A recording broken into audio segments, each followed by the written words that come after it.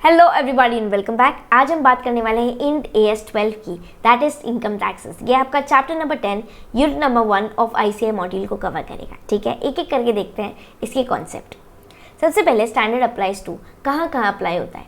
ये सारे टैक्सेस पर अप्लाई होगा, चाहे इंडियन हो चाहे फॉरेनर हो। मतलब कि डोमेस्टिक टैक्स पर भी अप्लाई होगा और फॉरेन के टैक्सेस पर भी अप्लाई होगा। अब आपको पता है कि इंड AS कहाँ से डिराइव करा गया है, आपके IFRS और इंटरनेशनल अकाउंटिंग स्टैंडर्ड IAS से। ठीक है, अब सिंस इनसे लिया गया है तो वहाँ पर टैक्सेस के अलग अलग नाम है।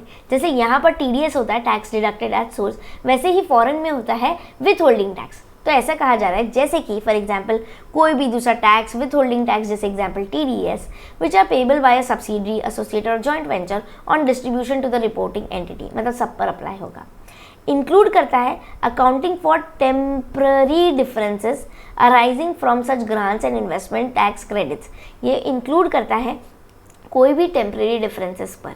ठीक है, अगर टेम्पररी डिफरेंस है, टेम्पररी डिफरेंस को आप बोल सकते हो टाइमिंग डिफरेंस। कैसा डिफरेंस है? टाइमिंग डिफरेंस है। एग्जाम्पल कि हमने बोला फॉर एग्जाम्पल कि आज अपन अपने अकाउंटिंग के लिए ना 50% डिडक्ट कर देते हैं, पर टैक्स बोलता है नहीं नहीं 10% ही डिडक्ट करो। ठीक है, तो अब टैक्स के हिसाब से वो 10 सालों में 10% करके डिडक्ट होगा, जबकि अपने अकाउंटिंग के हिसाब से 2 साल में ही ख़त्म हो जाएगा। अब बात समझ रहे हो? तो ये क्या है, दोनों जने अलाउ तो कर रहे हैं, पर क्या बस टाइमिंग का डिफरेंस है। इस टाइमिंग को डिफरेंस को हम टेम्पररी डिफरेंस भी कहते हैं। तो हमने कहा कि ये इंड AS 12 एप्लीकेबल है। कब एप्लीकेबल है? टेम्पररी डिफरेंस पे। कौन से पे? चाहे ग्रांट्स मिली हो, चाहे इन्वेस्टमेंट टैक्स क्रेडिट्स हो। ठीक है, एक्सक्लूड करता है method of accounting for government grants और इन्वेस्टमेंट टैक्स क्रेडिट। अब गवर्नमेंट ग्रांट्स के लिए आपको पता ही है अलग से इंड AS 20 दे रखा है, वो खुद बताता है कि कैसे ग्रांट की आपको कैलकुलेशन करनी है और रिकॉर्डिंग करनी है। तो यहाँ पर ये नहीं बताया जाता। ठीक है, उससे रिलेटेड टैक्स का ट्रीटमेंट बताया जाएगा, पर गवर्नमेंट ग्रांट का अकाउंटिंग कैसे करना है ये नहीं बताया जाएगा। डिफरेंस समझ लो। ऑब्जेक्टिव क्या है इस स्टैंडर्ड का कि ये प्रेस्क्राइब करें अकाउंटिंग ट्रीटमेंट और for income taxes. Accounting treatment क्या करेंगे, कैसे करेंगे, इसको प्रेस्क्राइब करें। ठीक है, नेक्स्ट करंट टैक्स और डेफर्ड टैक्स, दो इंपॉर्टेंट बातें आती हैं। तो हमने बोला अप्लाई तो ये सब पर हो रहा है, चाहे करंट टैक्स हो चाहे डेफर्ड टैक्स हो। करंट टैक्स मतलब अपने करंट फाइनेंशियल ईयर से रिलेटेड जो भी टैक्स है वो कहलाएगा करंट टैक्स। ठीक है, जो कॉन्सिक्वेंस है current tax being current tax consequence that arises due to transactions and other events of the current financial year का period that are recognized in an entity's financial statement। जबकि deferred tax क्या है?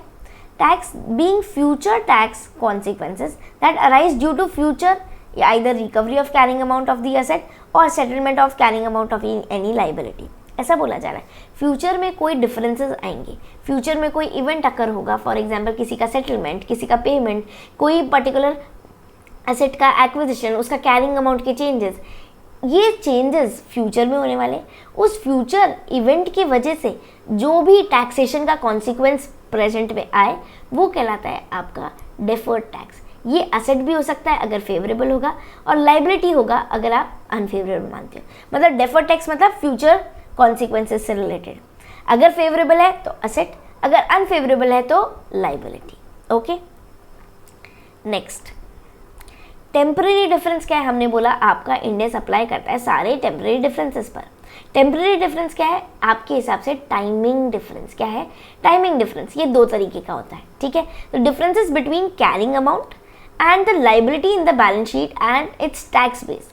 हमने बोला carrying amount और tax base, इन दोनों के हिसाब से जो डिफरेंस है ना वो कहलाएगा आपका टेम्पररी डिफरेंस।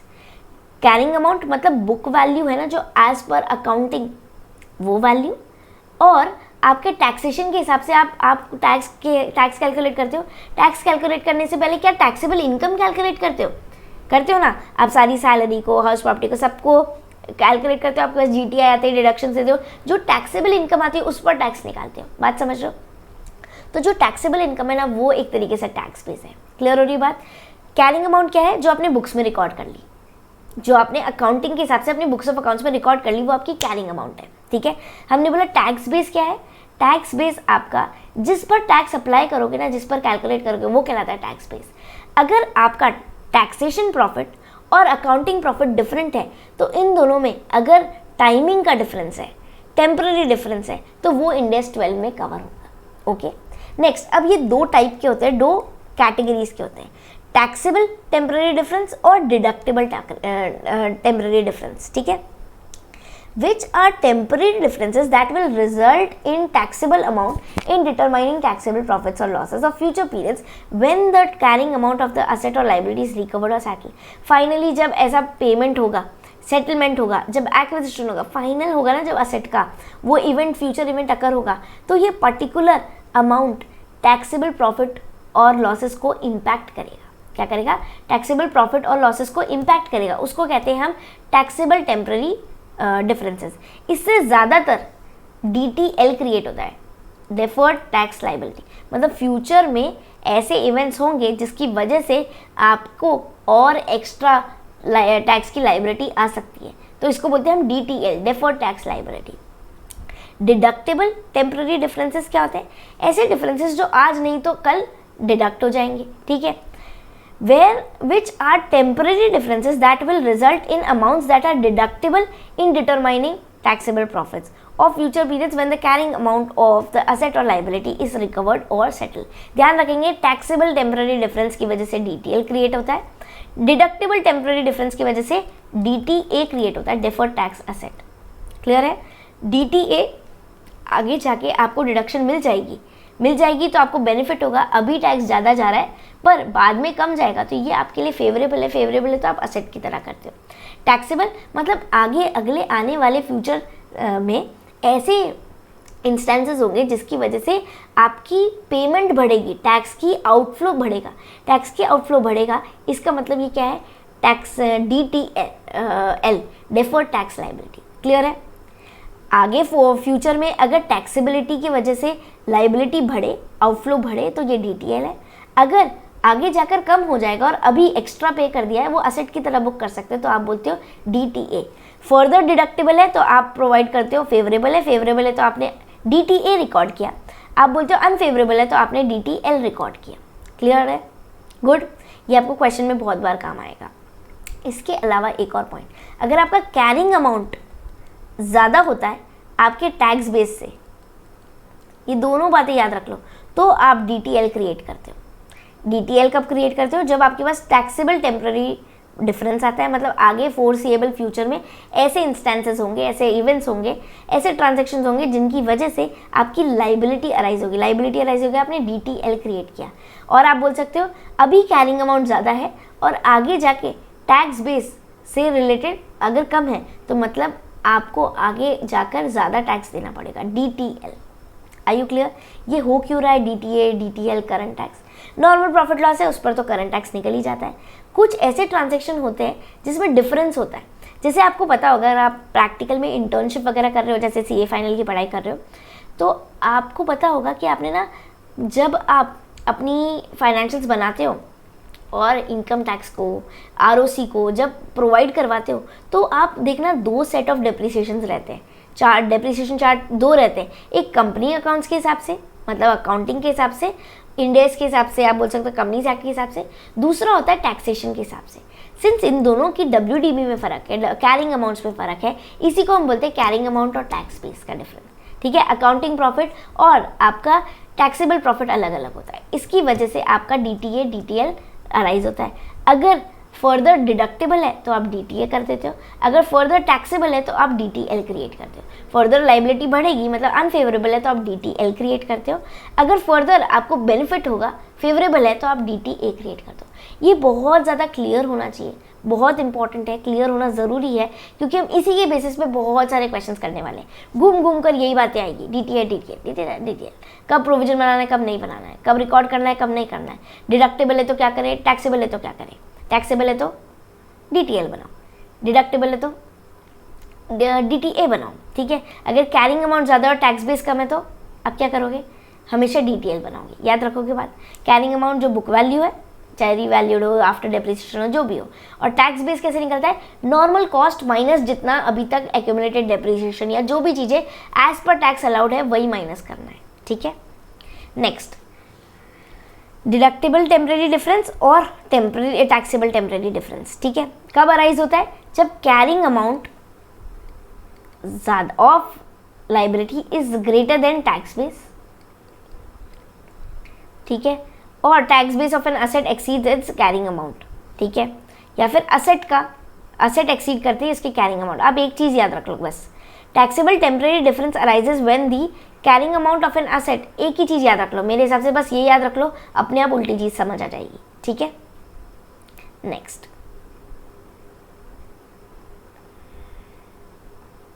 देखो, if carrying amount is greater than tax base, summary है, बहुत अच्छे से क्लियर हो जाना चाहिए इसको, ये आपके लिए ये स्किप नहीं करनी। If carrying amount is greater than tax base, temporary difference अगर है टैक्सेबल वाला, टैक्सेबल है, तो आप क्या करते हो? DTL रिकॉर्ड करते हो। बोला ना, कैरिंग अमाउंट अगर ज़्यादा है, टैक्स बेस अगर कम है, तो आप टैक्सेबल मानकर DTL रिकॉर्ड करते हो, ठीक है। जबकि अगर डिडक्टेबल टेम्परेरी डिफरेंस है, तो आप असेट क्रिएट करते हो। अगर वहीं पर कैरिंग अमाउंट कम है और टैक्स बेस ज़्यादा है, तो डिडक्टेबल होने पर आप असेट क्रिएट करोगे, और आपका टैक्सेबल होने पर आप लाइबिलिटी, टैक्सेबल होने पर हमेशा लाइबिलिटी हो रही है, देखो टैक्सेबल होने पर लाइबिलिटी क्रिएट हो रही है, टैक्सेबल होने पर लाइबिलिटी क्रिएट हो रही है, डिडक्टेबल होने पर असेट क्रिएट हो रही है, यहाँ पर भी डिडक्टेबल होने पर असेट क्रिएट हो रही है, और दोनों इक्वल है, तो कोई एडजस्टमेंट कुछ भी रिकॉर्ड करने की ज़रूरत नहीं है, ठीक है। नेक्स्ट, टैक्स अकाउंटिंग जो होती है वो या तो आप OCI में डाल सकते हो, या उसका इम्पैक्ट इक्विटी में डाल सकते हो, या फिर उसका इम्पैक्ट आप P&L में डाल सकते हो, ठीक है। डिपेंड करेगा आपका इनिशियली जो एक्सपेंस है ना वो किधर है। आपका एक्सपेंस अगर OCI नेचर का है तो उससे रिलेटेड टैक्स भी आपका OCI में जाएगा। अगर आपका जो भी है, समझ लो एक्सपेंस है वो आपका PL से रिलेटेड है, जो भी आपकी कंपोनेंट है वो आपका PL से रिलेटेड है, तो आपका टैक्स का डिफरेंस भी आपके PL में जाएगा। याद रहेगी बात? Good. Next, differences, temporary difference है क्या, मतलब टाइमिंग डिफरेंस है क्या, तो आप कंसिडर करोगे। अगर टाइमिंग डिफरेंस नहीं होगा तो कुछ भी नहीं किया जाएगा, will not be reversed, will not be considered. Timing difference होना ज़रूरी है, टेम्परेरी डिफरेंस होना ज़रूरी है। अगर परमानेंट डिफरेंस है, मतलब फॉर एग्जांपल आपके पर्सनल खर्चे, मान लो आपने 1 लाख रुपए की पर्सनल ज्वेलरी खरीद ली। अब आपको पता है अकाउंटिंग में आपने चाहे माइनस कर रखी हो, पर टैक्सेशन बोलता है मैं कभी भी पर्सनल एक्सपेंस को माइनस करने नहीं दूंगा, ठीक है, P&L में। अगर कर रखा है तो रिवर्स कर दो, ठीक है। तो ये क्या है? Permanent difference. क्या है? Permanent difference. क्या है? परमानेंट डिफरेंस है। तो इसलिए यहाँ पर कभी भी DTA या DTL क्रिएट नहीं होगा। क्लियर है बात? टेम्पररी डिफरेंस, टाइमिंग डिफरेंस होना ज़रूरी है कि आज ज़्यादा दिया है पर अगले आने वाले सालों में कम हो जाएगा, कॉम्पनसेट हो जाएगा। अभी कम दिया है पर आगे आने वाले समय में आपकी लाइबिलिटी बढ़ जाएगी। टाइमिंग डिफरेंस होना चाहिए, टेम्पररी डिफरेंस होना चाहिए। परमानेंट डिफरेंस है, DTA DTL क्रिएट नहीं होगा। For example, if land is not going to be sold in near future, particularly in business, then such case it is not advisable to calculate temporary difference. ऐसे बोल रहे हैं, अगर कोई चीज़ finally saleable condition में नहीं है या फिर आपका इंटेंशन नहीं है ना सेल करना, तो मतलब आपको इससे बेनिफिट्स नहीं आएंगे। फ्यूचर बेनिफिट्स अगर नहीं आएंगे, अगर फ्यूचर बेनिफिट्स प्रोबेबल नहीं है, फ्यूचर इकोनॉमिक बेनिफिट्स प्रोबेबल नहीं है, तो आप डेफर्ड टैक्स असेट और लाइबिलिटी की तरह रिकॉर्ड नहीं करोगे। फर्दर सेल का ऑप्शन होना चाहिए कि फाइनली बेनिफिट इससे लोगे। अगर इकोनॉमिक बेनिफिट का इरादा है, सेल का इरादा है, तो ही आप फर्दर DTA DTL अकाउंट करोगे। क्योंकि अगर फ्यूचर में आपको लग ही नहीं रहा कि आपको इससे कुछ सेटलमेंट करने का, ऑफसेट करने का मौका मिलेगा, अगर नहीं लग रहा तो फिर आप क्यों इसको रिकॉर्ड कर रहे हो? ठीक है, आपका इंटेंशन है कि नहीं यार ठीक है अभी ये तो काम आ रही है, 5 साल बाद नहीं काम आएगी, तो आपका इंटेंशन है कि तब सेल कर दिया जाएगा, तो ही आप ये DTA DTL को रिकॉर्ड करेंगे। टेम्परेरी डिफरेंस है, या तो लाइबिलिटी होगा या असेट होगा। टैक्सेबल है तो लाइबिलिटी होगा, डिडक्टेबल है तो असेट होगा, अनफेवरेबल है तो DTL होगा, फेवरेबल है तो असेट होगा। Next, Ind AS 20 deals with the recognition, presentation and disclosure of income tax. यहाँ पर हम बोल रहे हैं the standard deals with recognition of deferred tax. Ind AS 12 होना चाहिए। Ind AS 12 assets arising from unused tax losses or unused tax credits. अब B presentation of income tax in the financial statement. आपका recognition कैसे किया जाएगा? आपका presentation कैसे किया जाएगा और फर्दर कितने डिस्क्लोजर की रिक्वायरमेंट है, कब कहाँ कितना करना पड़ेगा, ये सब कौन बताता है? इंड एस 12 खुद बताता है। रिकॉग्निशन, प्रेजेंटेशन, डिस्क्लोजर, ये तीनों बातें कौन बताता है? इंड एस 12 खुद बताता है इनकम टैक्स के बारे में। ठीक है, तो आप इसको एक बार करेक्ट कर लेना, इंड एस 12 कर लेना। Next, offsetting current taxes assets and current tax liabilities. ठीक है, करंट टैक्स असेट और लाइबिलिटी हमने बोला आप नेट तभी करोगे, आप इसको ऑफसेट और नेट बेसिस पे तभी दिखाओगे। बहुत इंपॉर्टेंट बात, an entity shall offset the tax asset and current tax liabilities if and only if the entity has legally enforceable right to offset of the recognized amounts। उसको पूरा ऐसा है कि ये लीगली एनफोर्सेबल है, हाँ मैं डिटेल को फाइनली सेट ऑफ करके फाइनल पेमेंट ही करना होगा। ठीक है, और इसका इंटेंशन भी नेट बेसिस पे इसको सेट ऑफ करना है, लीगली परमिटेड है और इसका खुद का इंटेंशन भी नेट बेसिस पे सेट ऑफ करना है, तो ही जाके आप इस पर्टिकुलर को आप नेट कर दिखा सकते हो, ऑफसेट करना अलाउड है। वरना जनरली क्या बोला जाता है कि आप अपना अलग अलग सेपरेट ही दिखाओ। ठीक है, अगर ऑफसेट के चांसेस है, अगर लीगली परमिटेड है, तो ही आप इसको नेट बेसिस पर दिखा सकते हो। क्लियर है? Good. Next, deferred tax, it's recognition, measurement और प्रेजेंटेशन। हमने बोला ना रिकॉग्निशन, मेजरमेंट और प्रेजेंटेशन तीनों कौन बताता है? इंड एएस 12 बताता है। ठीक है, तीनों चीज़ें बताता है। कैसे बताएगा? आपके स्टेप्स दे रखे हैं, ज़्यादा याद नहीं करना आपको, सिंपल है। सिंपली आप कैरिंग अमाउंट देखोगे, उसका क्या है, टैक्स बेस देखोगे, दोनों को तभी तो कंपेयर करोगे। फिर आप कंपेयर करोगे और देखोगे कि क्या कोई टेम्पररी डिफरेंस है। अगर हाँ तो आप देखोगे टैक्सेबल है तो आप DTL बनाओगे, डिडक्टेबल है आप DTA बनाओगे। आइडेंटिफाई करोगे कोई एक्सेप्शन वगैरह वाला केस तो नहीं है ना। असेस करोगे deductible, temporary differences, tax losses and tax credits. ठीक है, इनको आप कैलकुलेट वगैरह करोगे। डिटरमाइन करोगे टैक्स रेट क्या है, कैलकुलेट करोगे डेफर्ड टैक्स को, उसकी बेसिक अकाउंटिंग करोगे और फाइनली DTA DTL को ऑफसेट करके दिखाओगे अगर लीगली परमिटेड है और आपका इंटेंशन भी इसको नेट बेसिस पे दिखाने का है। ओके, सिंपल स्टेप्स है, ज़्यादा याद करने की ज़रूरत नहीं है, एग्जाम वगैरह में भी पूछे नहीं जाते। Next, tax base of an asset कैसे रहेगा? उसका नॉर्मल कॉस्टिंग माइनस जो उसका भी डिडक्टेबल होना चाहिए एज पर टैक्स, जो भी डेप्रिसिएशन वगैरह बनता है, पर कोई रिवैल्यूएशन है उसको आप इग्नोर करते हो। The tax base of an asset is the amount that will be deductible for tax purpose against any taxable economic benefit that will flow to an entity when it recovers the carrying amount of the asset। ऐसा taxable profit जिसके against कुछ भी taxable expense minus कर दिया जाए, फिर जो net बचेगा वो बचेगा आपका taxable profit। उस taxable profit को हम बोलते हैं टैक्स बेस, जिस पर टैक्स लगाओगे वो कहलाता है taxable profit। यहाँ अकाउंटिंग भी की भाषा में बोला जाता है tax base. The carrying amount of the asset could be recovered either through sale, या तो सेल से या फिर उसके कंटिन्यूस यूज से, या फिर पार्टली थ्रू यूज़ और पार्टली थ्रू सेल से। आपको इकोनॉमिक बेनिफिट फाइनली कैसे मिलेंगे? या तो सेल करके या यूज़ करके, या फिर थोड़ा सेल करके और थोड़ा यूज़ करके। ठीक है, नेक्स्ट, टैक्स बेस और लाइबिलिटी कैसे रहेगा? Liability is its carrying amount less any amount that will be deductible for the tax purpose in respect of the that liability in future periods। Further period में अगर आपको कुछ ऐसा amount मिलता है जो आपकी लाइबिलिटी को रिड्यूस करने के लिए सही है, एज पर टैक्सेशन, टैक्स के प्रोविजन भी कहते हैं कि हाँ आप इस पर्टिकुलर लाइबिलिटी को डिडक्ट कर सकते हो, माइनस कर सकते हो, तो ही आप उसे डिडक्ट करोगे और जो फाइनल बचेगा वो आपका टैक्स बेस कहलाएगा, मतलब टैक्सेबल लाइबिलिटी कहलाएगा, टैक्सेबल इनकम कहलाएगा, टैक्सेबल आउटफ्लो कहलाएगा। ओके, नेक्स्ट, आपने टेम्परेरी डिफरेंस देख लिया, मतलब टाइमिंग का डिफरेंस है। सिंपल है, टाइमिंग का डिफरेंस है, आपका कोई भी और दिक्कत नहीं है, मतलब परमानेंट डिफरेंस नहीं है। टेम्परेरी डिफरेंस है तो आपको देखना है DTA है या DTL है। DTL है तो आप in respect of taxable temporary differences, और अगर DTA है तो आपको देखना है deductible temporary differences, carry forward कितना होगा, अनयूज्ड कितना है, in respect of carry forward of unused tax credit. हमने बोला ना कि ये आपके डेफर्ड टैक्सेस पर भी अप्लाइड है, इन्वेस्टमेंट टैक्स क्रेडिट्स पर भी अप्लाइड है ना। तो ऐसा कुछ बचता है तो आपको देखना है कितना किसके तहत है। मान लो कोई असेट से डायरेक्टली रिलेटेड है तो आप उसी में रिकॉर्ड करोगे। मैंने आपको पहले भी बोला अगर OCI से रिलेटेड है तो OCI में जाएगा आइटम। अगर आपका पर्टिकुलर इनकम एक्सपेंस किससे रिलेटेड है, OCI, अदर कॉम्प्रिहेंसिव इनकम, तो उसका टैक्स भी OCI में दिखाओगे। ठीक है, उसका इम्पैक्ट भी OCI में जाएगा। P&L से रिलेटेड है, P&L में जाएगा। इक्विटी से रिलेटेड है, इक्विटी में जाएगा। ठीक है। तो यहाँ पर बोल रहा है आपको और चेक करना पड़ेगा कोई अनयूज टैक्स लॉसेस वगैरह तो नहीं है। प्रोबेबिलिटी है ना कि आपको फर्दर अकाउंटिंग और इकोनॉमिक बेनिफिट्स होंगे, तभी आप रिकॉर्ड कर रहे हो ना। आपको लगता है कि अरे यार लगता ही नहीं कि रिकवर करेगी और ये आगे फर्दर आने वाले समय में इस पर्टिकुलर टैक्स को सेट ऑफ करेगी।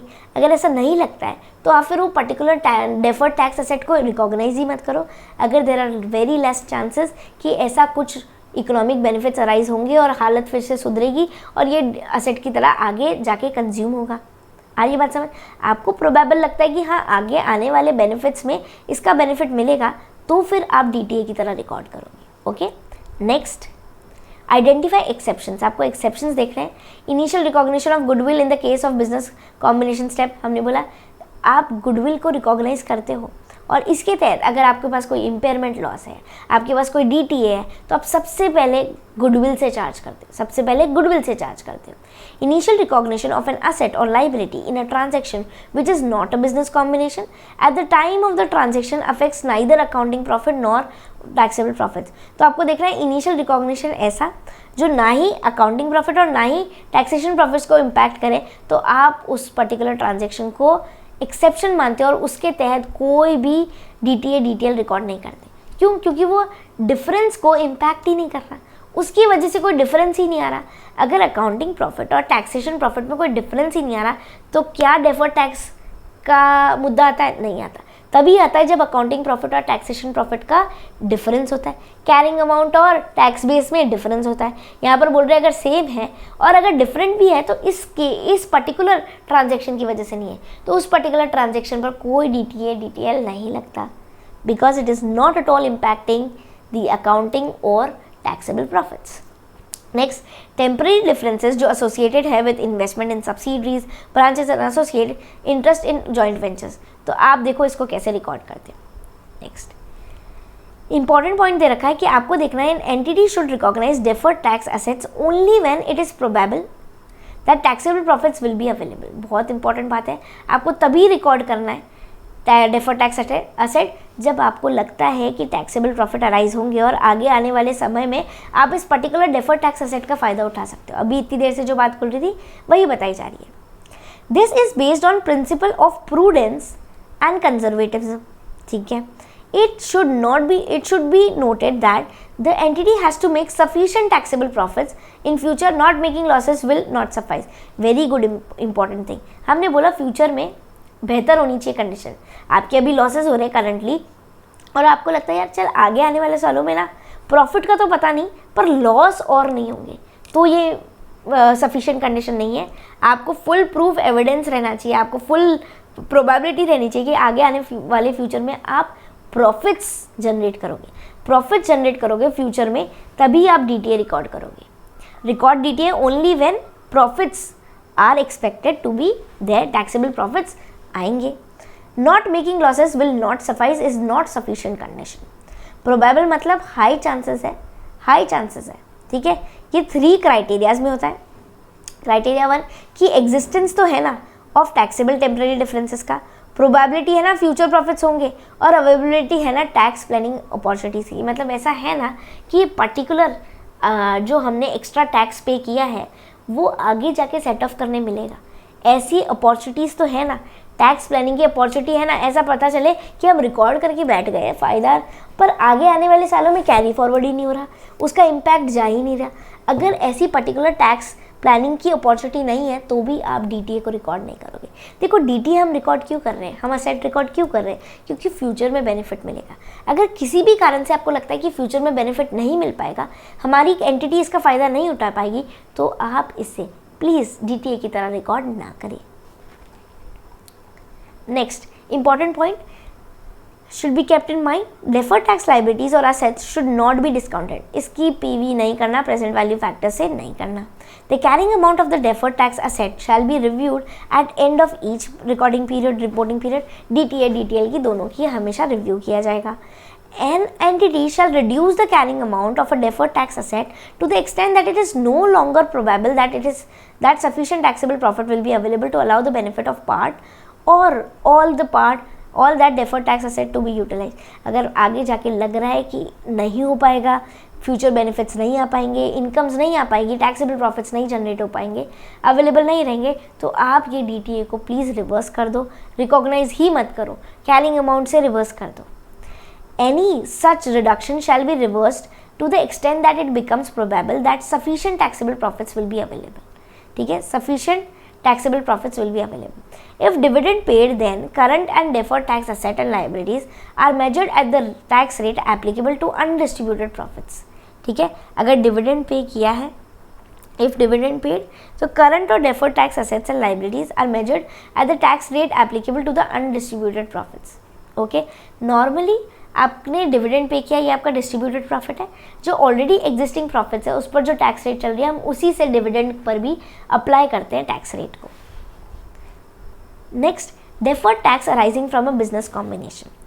अब आपकी बिजनेस कॉम्बिनेशन की वजह से डेफर्ड टैक्स अराइज हो सकता है। ठीक है, टेम्पररी डिफरेंसेस होने चाहिए पहली बात तो। दूसरी बात, deferred tax asset and deferred tax liabilities affect amount of goodwill. तो सबसे पहले adjust from goodwill, adjust the DTA from goodwill. सबसे पहले आप गुडविल के पास जाओगे और बोलोगे भाई साहब मेरा DTA सेट ऑफ करो। Any expense if charge to OCI then its tax is also recognise under OCI। ये आपको पहले भी बता चुके हैं कि अगर कोई ऐसा इनकम एक्सपेंस है जो OCI से रिलेटेड है तो उसका टैक्स भी OCI में ही दिखाया जाएगा।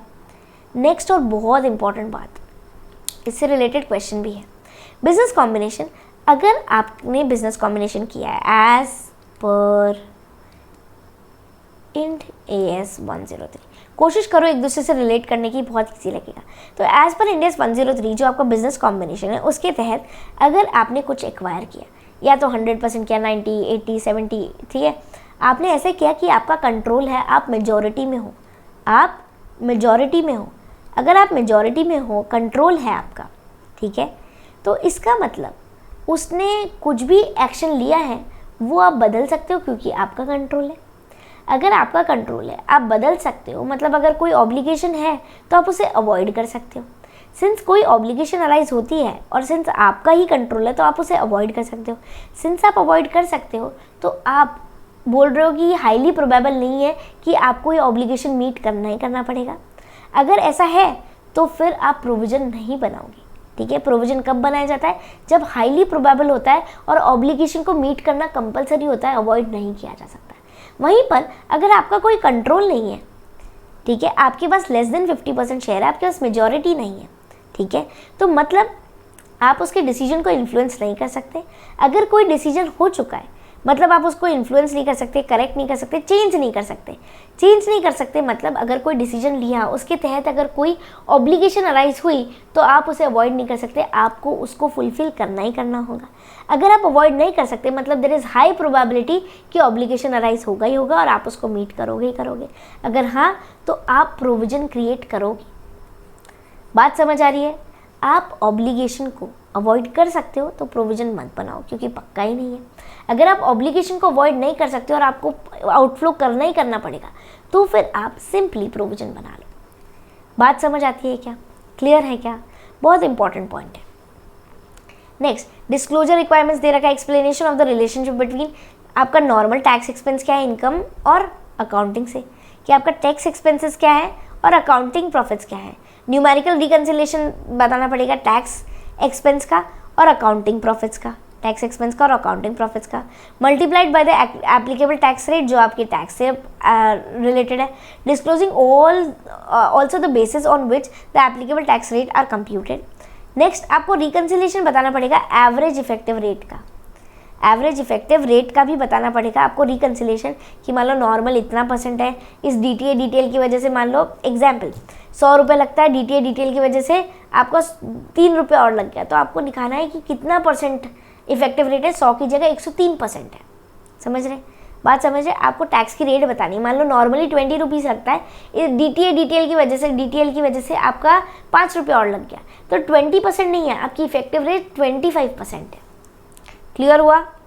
तो आपको रिकन्सिलेशन बताना होगा नॉर्मली डिस्क्लोजर में कि आपका टैक्स एक्सपेंसेस और अकाउंटिंग एक्सपेंसेस या प्रॉफिट्स, इन दोनों में क्या रिलेशन है? हमने बोला ना अकाउंटिंग प्रॉफिट और आपका टैक्सेशन प्रॉफिट डिफरेंट है, तो कितना डिफरेंस है वो आप बताओगे। इसके अलावा आप बताओगे कि average effective rate of tax क्या है। Next, disclosure change in tax rates. Applicable tax rate may change due to variety of reasons. There could be a change in the manner of recovery of the asset. The tax laws may have changed. There could be a change in the structure of the entity. In case there are changes in the applicable tax rate या tax law, तो उसका भी explanation देना पड़ेगा कि change क्यों हुआ, कैसे हुआ। मान लो गवर्नमेंट ने कर दिया तो आपको बताना पड़ेगा कि गवर्नमेंट ने चेंज कर दिया है टैक्स का रेट। कोई लॉ चेंज हो गया, मतलब टैक्स इनकम टैक्स एक्ट 1961 ने कुछ और चेंज कर दिया कि ऐसे नहीं, ऐसे करो, लॉन्ग टर्म कैपिटल गेन पर इतना टैक्स नहीं, अब इतना टैक्स लगाओ, अभी छूट दे दो, अभी इतना इंडेक्सेशन लगाओ। कुछ भी रूल चेंज हुआ है उसकी वजह से कुछ भी टैक्सेशन इम्पैक्ट आ रहा है, लॉ की वजह से या टैक्स रेट की वजह से, सब कुछ डिस्क्लोज किया जाएगा।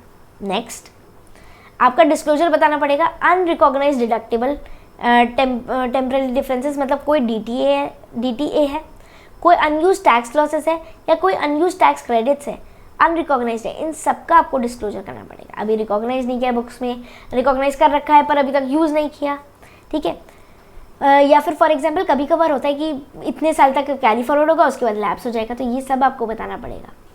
The standard lays down criteria, for example, whether a sufficient taxable temporary difference is available, is there a probability of future profits, and are there any tax planning opportunities.